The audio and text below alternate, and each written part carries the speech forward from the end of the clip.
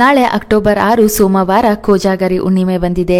ಅತ್ಯಂತ ಪವಿತ್ರವಾದ ಹುಣ್ಣಿಮೆ ಇದಾಗಿದ್ದು ಚಂದ್ರನು ಭೂಮಿಗೆ ಈ ದಿನ ಅತ್ಯಂತ ಸಮೀಪದಲ್ಲಿರುತ್ತಾನೆ. ಸಾಕ್ಷಾತ್ ಮಹಾಲಕ್ಷ್ಮೀ ದೇವಿಯು ಈ ಹುಣ್ಣಿಮೆಯಂದು ಭೂಲೋಕ ಸಂಚಾರಕ್ಕೆ ಬಂದು ತನ್ನ ಭಕ್ತರ ಮನೆ ಮನಗಳಲ್ಲಿ ನೆಲೆಸುತ್ತಾಳೆಂಬ ನಂಬಿಕೆ ಇದೆ.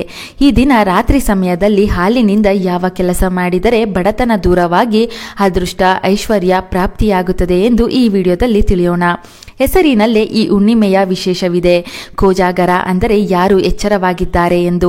ಸಾಕ್ಷಾತ್ ಮಹಾಲಕ್ಷ್ಮೀ ದೇವಿಯು ವೈಕುಂಠದಿಂದ ಈ ದಿನ ಭೂಮಿಗೆ ಬಂದು ಯಾರು ನನ್ನ ಪೂಜೆ ಸ್ಮರಣೆ ಮಾಡುತ್ತಿದ್ದಾರೆ ಎಂದು ನೋಡುತ್ತಾಳಂತೆ.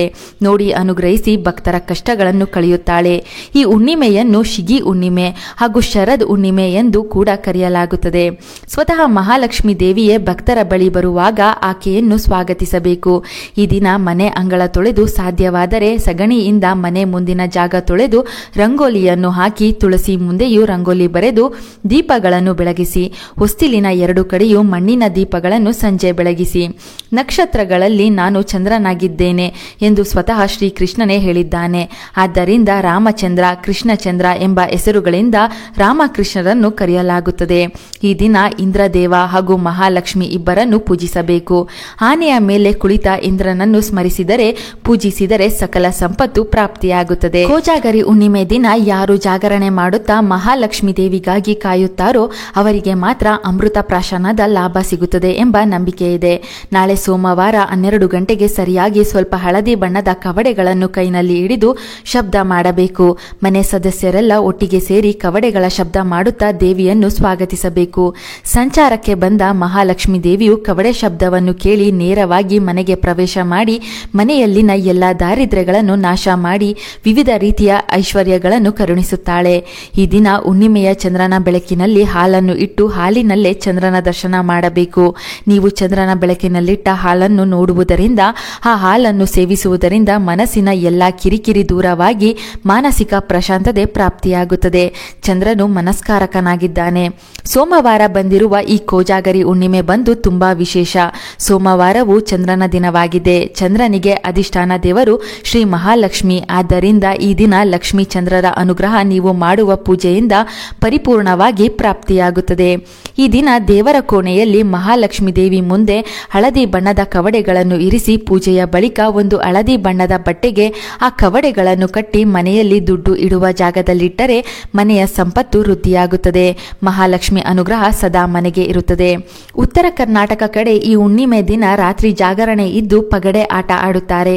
ದೊಡ್ಡ ಪಾತ್ರೆಯಲ್ಲಿ ಹಾಲಿಟ್ಟು ಅದರಲ್ಲಿ ಚಂದ್ರಬಿಂಬ ನೋಡುತ್ತಾರೆ.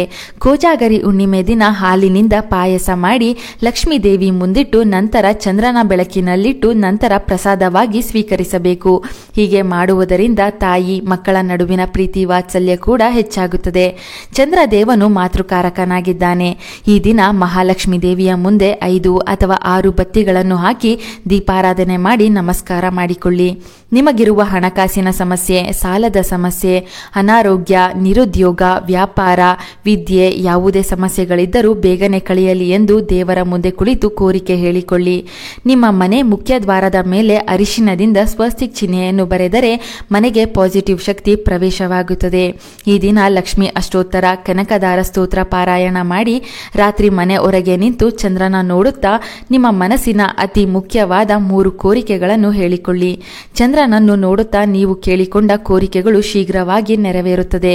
ಇಂದ್ರದೇವರನ್ನು ಸ್ಮರಿಸಿ ಓಂ ಲಂ ಇಂದ್ರಾಯ ನಮಃ ಎಂದು ದೀಪ ಬೆಳಗಿಸುವಾಗ ಹೇಳಿಕೊಂಡರೆ ಅದೃಷ್ಟ ಐಶ್ವರ್ಯ ಪ್ರಾಪ್ತಿಯಾಗುತ್ತದೆ. ಚಂದ್ರನ ಮುಂದೆ ಕುಳಿತು ಚಂದ್ರ ಗಾಯತ್ರಿ ಮಂತ್ರ ಪಠಿಸಿದರೆ ಮಾನಸಿಕ ಶಾಂತಿ ಸಿರಿ ಸಂಪದಗಳು ಲಭಿಸುತ್ತವೆ. ಈ ದಿನ ಪತಿ ಪತ್ನಿ ಬ್ರಹ್ಮಚರ್ಯ ಪಾಲಿಸಬೇಕು. ಎಣ್ಣೆ ಖರೀದಿ ಮಾಡಬಾರದು, ಬೆಣ್ಣೆಯನ್ನು ಖರೀದಿಸಬಾರದು. ಯಾರಿಗೂ ಸಾಲ ನೀಡಬೇಡಿ, ಸಾಲವನ್ನು ಪಡೆಯಬೇಡಿ. ನಾಳೆ ಸೋಮವಾರ ಹುಣ್ಣಿಮೆ ದಿನ ಮುಕ್ಕೋಟಿ ದೇವತೆಗಳು ಭೂಮಿಗೆ ಬಂದು ನದಿಗಳಲ್ಲಿ ಸ್ನಾನ ಮಾಡಿ ಶ್ರೀ ಮಹಾವಿಷ್ಣು ದೇವರನ್ನು ಪೂಜಿಸುತ್ತಾರಂತೆ. ಆದ್ದರಿಂದ ನಾಳೆ ಸ್ನಾನದ ನೀರಿಗೆ ಸ್ವಲ್ಪ ಗಂಗಾಜಲ ಅಥವಾ ಅರಿಶಿನ ಬೆರೆಸಿ ಸ್ನಾನ ಮಾಡಿ. ಇದರಿಂದ ನದಿಗಳಲ್ಲಿ ಸ್ನಾನ ಮಾಡಿದ ಪುಣ್ಯ, ತೀರ್ಥಗಳಲ್ಲಿ ಸ್ನಾನ ಮಾಡಿದ ಪುಣ್ಯ ಫಲ ಪ್ರಾಪ್ತಿಯಾಗುತ್ತದೆ. ಕೋಜಾಗರಿ ಹುಣ್ಣಿಮೆಯ ವಿಶೇಷ ಮಾಹಿತಿ ಇಷ್ಟವಾದರೆ ತಪ್ಪದೇ ಒಂದು ಲೈಕ್ ಕೊಟ್ಟು ಎಲ್ಲರಿಗೂ ಈ ವಿಡಿಯೋ ಶೇರ್ ಮಾಡಿ. ಚಂದನ ಲೋಕ ಯೂಟ್ಯೂಬ್ ಹಾಗೂ ಫೇಸ್ಬುಕ್ ಪೇಜನ್ನು ಫಾಲೋ ಮಾಡಿ. Thank you.